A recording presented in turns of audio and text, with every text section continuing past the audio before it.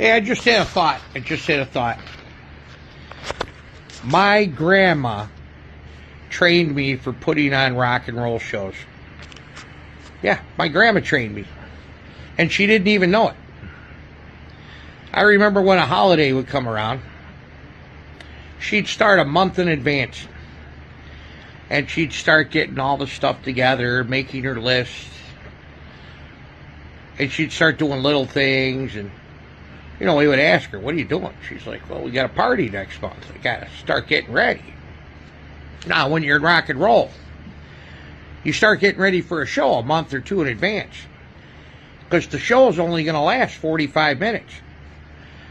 A Thanksgiving dinner is only going to last 45 minutes, maybe an hour. So, as the time would get closer, the preparation would get worse and tighter. And boy, that last week before the holiday, and days before the holiday, and the pie shells, the crust, the homemade apples, picking out the right apples, the turkey, getting the sauce, the gravy, the breading ready.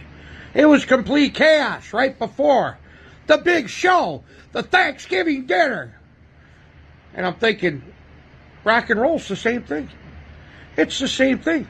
It's crazy right before the show. And always at the last second, even though you're prepared a month in advance, something went wrong. Something had a last minute fix.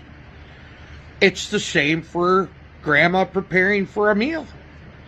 So, I think most of us from Gen X were trained, if you're in music, our grandmas trained us for preparing for a show. We were trained by our grandmas because it's the same thing as preparing for a holiday dinner. It's the same thing. So I just had that thought and I wanted to share with you that my grandma trained me for rock and roll and preparing and knowing that even though you did your best preparation, but the show went on. It was a beautiful table. We put on beautiful shows.